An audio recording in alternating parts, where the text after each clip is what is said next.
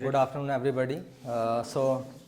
Today we are going to discuss about the stages in globalization.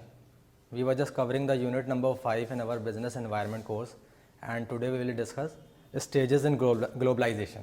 But prior to that, I would like to tell you something related to doing international business. Whenever we go for international business, then what happens? There are some approaches which we use, which we apply. So these approaches include like the first approach is ethnocentric.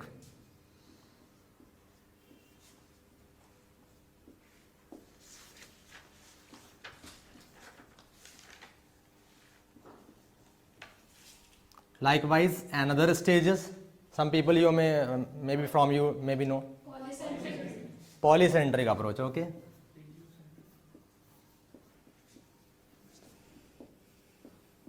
The third one is it's a regiocentric approach.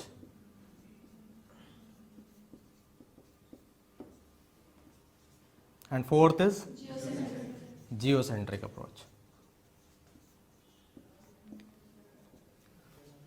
So these are the four main approaches which are used by the marketers while going internationally. Suppose you are going to perform your business worldwide, you are going to bring your business in another country, then what will happen? You will use out of these any one approach. So what is ethnocentric approach? Ethnocentric approach, as the name suggests, it is related to ethnicity. It is related to means the country where the company is existing, where the main headquarter of the company is existing. That company will focus upon the customers who belong to the same country.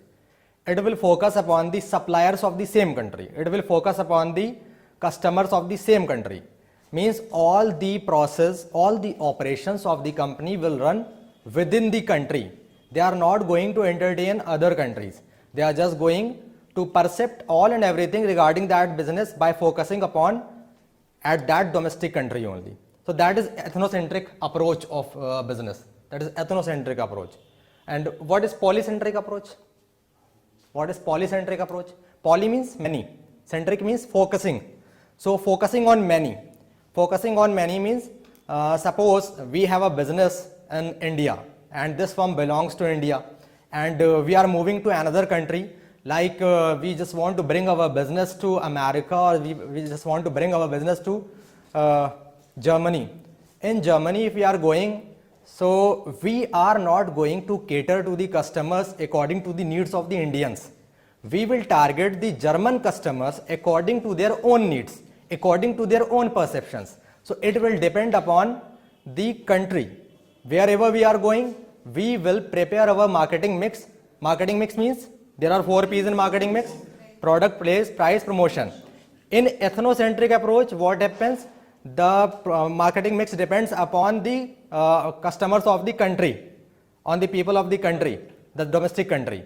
But if we are going through polycentric approach, then what will happen? We will focus upon different countries, or we can say it is like a multi-domestic company. Multi-domestic.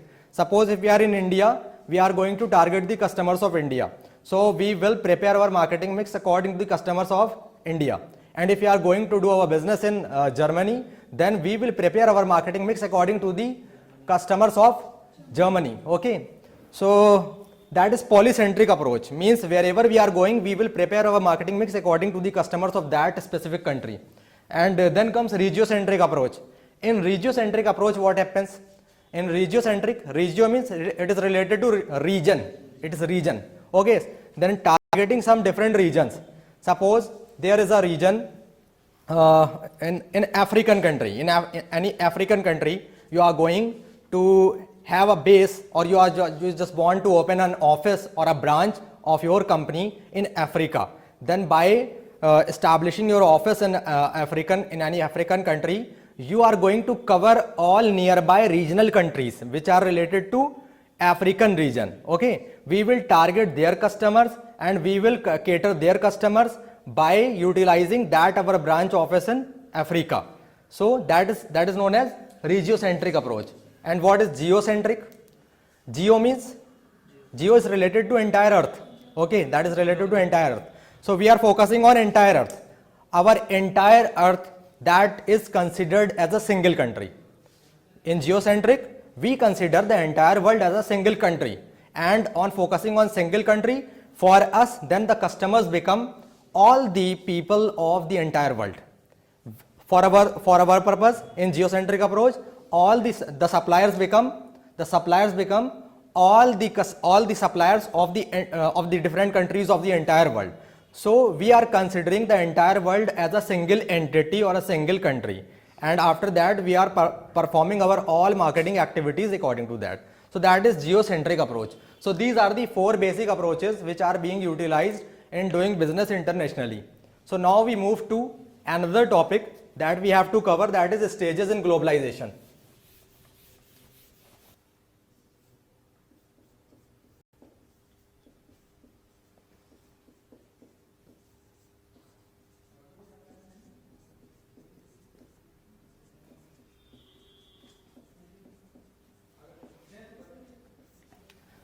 Another name for stages in, either we say stages in globalization or we can say internationalization of our business. Someone is doing its business in a single country and now he wants to move their business in different countries. That is known as internationalization. So here stages in globalization includes the same thing which comes under internationalization. So the first stage in this is, that is domestic company.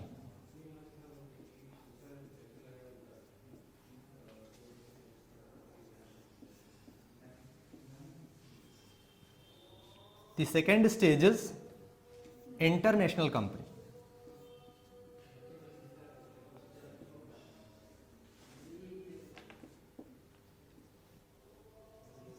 Third comes multinational.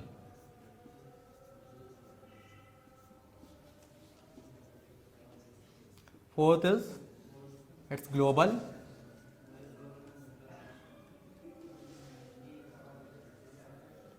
And fifth is transnational.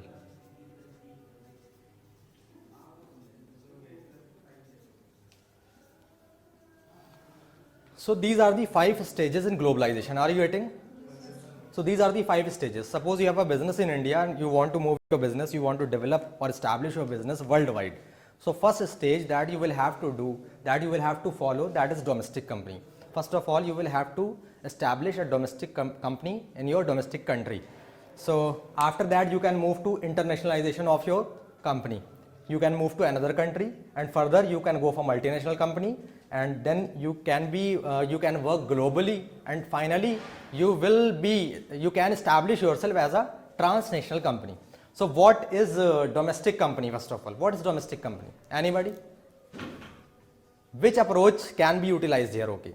The 4 approaches which we have discussed earlier, the 4 approaches, ethnocentric, polycentric, regiocentric and geocentric. Out of these 4, which approach will be utilized here?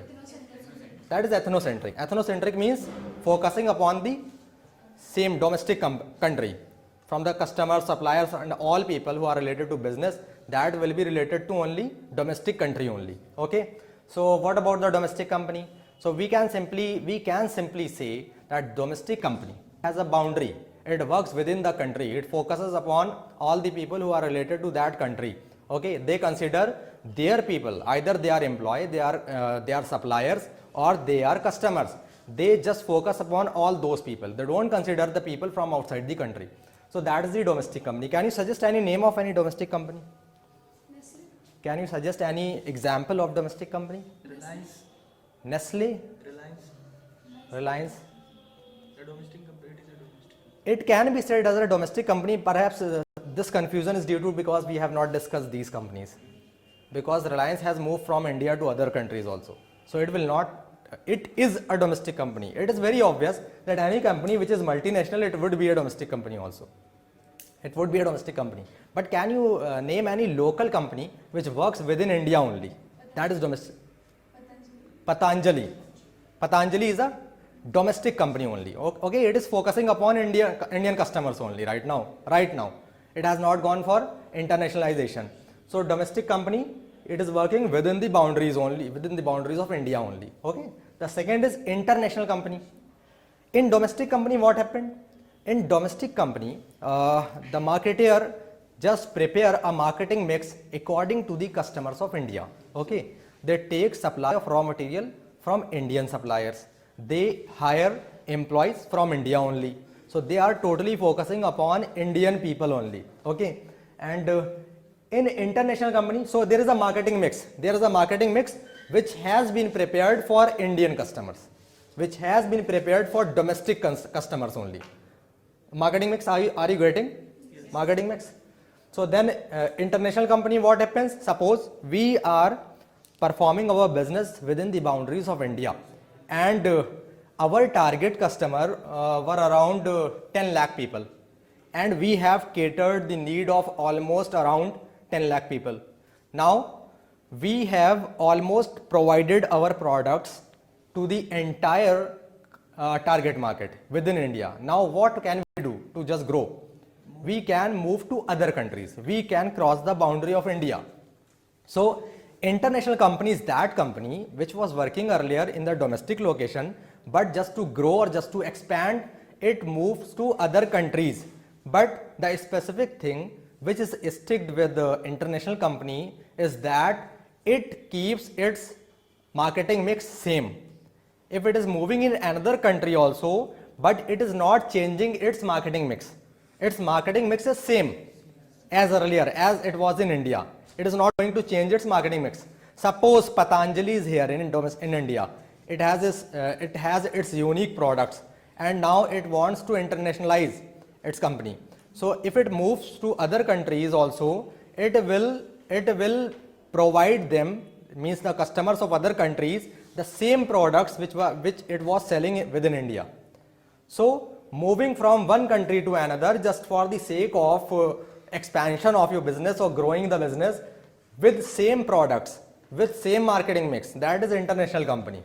That is international company. And now there is a difference between international and multinational. Multinational means, multi means many, national means countries. Okay, in multinational companies, how it is different from the second one, from international company. Multinational company is different from international company in such a way that in multinational companies, the marketing mix is different for different countries. In international companies, the marketing mix is not different. The marketing mix which was prepared for domestic company, the same was provided in the host country also. Okay, but in multinational companies, what happens? The domestic company just establish its branches, its different offices or its subsidiaries in different countries, and that subsidiary or branches, they work upon the customers of that specific country, and according to those customers they just prepare their marketing mix. So they have different marketing mix. In multinational companies, they have different marketing mix.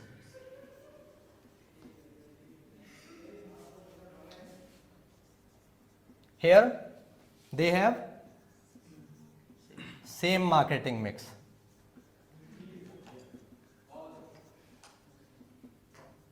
Okay, so this is the main difference within international and multinational.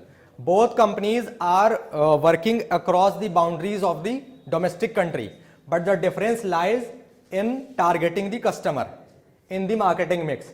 It utilizes same marketing mix as domestic country, but it doesn't utilize. It works according to the need of the specific country. Okay. Now what about the global company? Then what is the global company? Actually, these are the stages. If this is an international company, then it would be a domestic company also. This is the subset of this one. Okay. It is a multinational company, but it is not necessary that the multinational company will also be an international company. Because in international, the same marketing mix was used, but in MNC, the same marketing mix is not used. In global company, what happens? Global company is same as like domestic company. First it started its business from the domestic country, then it moved to other countries for the sake of expansion, and it uses different marketing mix according to the different countries. But global companies are those companies, it may be of two types. It may be understood in two ways. Either it produces in one country, or we can say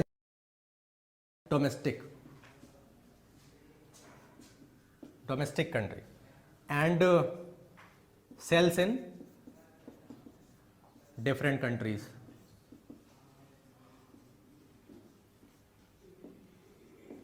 One category may be this, okay? One category may be this. Another category may be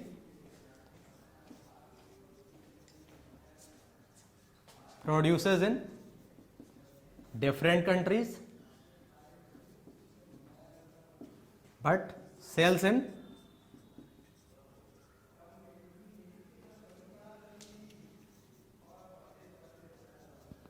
domestic country. Are you getting? Global companies are those companies where the production is done in the domestic country itself, but the products are sold in different countries of the world. Or it may be the production may be done in different countries worldwide, but it would be sold in domestic country only. So, do you know any example of such type of companies? Any example which produces in one country but sells in other countries? Gap is for what? For first one or for second one? For B1? For B. The example is given by Fazila, this Gap. Gap is a fashion, it is related to fashion industry. Okay. So what happens? What Gap does? Gap actually utilizes different resources from all around the world in different countries. From wherever they find raw material at cheaper rates, they get it from there. If they want to get it stitched, they just get it stitched from those countries where they get it cheaper and quality wise, and then finally they sell in US only. Gap products are sold in US only. They doesn't sell in different countries. They manufactures it in different countries but sells in US only. Example, Gap in US. Okay. And what about this? Any name? Dr. Reddy's.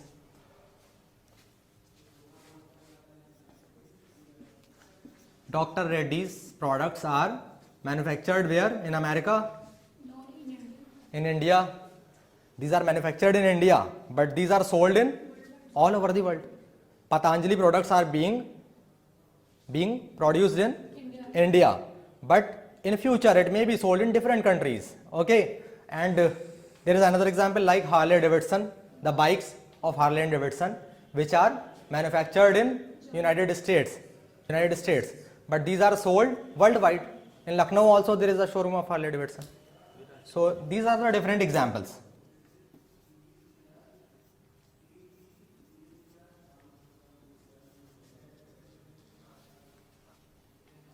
So this is the global company. So got it? Transnational company. What are transnational companies? TNCs. Transnational companies. What is the difference between multinational and transnational? Transnational companies are those companies which considers, or first of all we can say it utilizes the approach of, which approach it utilizes? It utilizes geocentric approach. We have studied 4 approaches. The 4th one, in geocentric approach, what happens? In geocentric approach, it is considered, the entire world is considered as a one country, as a single country. Single country means wherever, from where we want raw material, we will buy it. From where we want to process it, we will get it processed. From where we want to sell it, we will sell it there. So entire world is considered as a single country.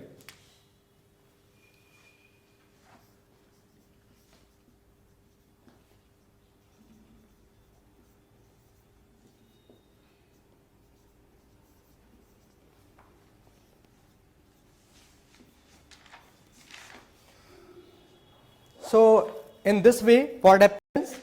These are those companies which have their offices anywhere worldwide, and according to their need of manufacturing, they just find out the resources, different resources from different places from the world at cheaper rates, and they just transform it into a very good quality product so that it can be given to consumers at economical rates with best quality. Okay. So is there any example which you know about? Like there is an example of Coke, there is an example of Pepsi. These are the transnational companies. They acquire everything from all over the world. Wherever they find it cheaper, they just find it from there. Lenovo is another example. Lenovo also do the same thing. So this is known as transnational company. Its basic approach is they consider entire world as a single country, and according to that they utilizes all the resources. Either it is raw material, either it is human resource, either it is different processes or information or whatever things. They just use it according to their needs, but they consider it from all over the world. So these are the 5 stages which comes under the globalization. Through this globalization occurs. Globalization means that is borderless world. Borderless world. How? Just for the sake of social and economic integration. It is socio-economic integration process where we want such type of world where we can move freely and we can have our business there and we can meet different people there. So in this manner we can go for globalization. Okay.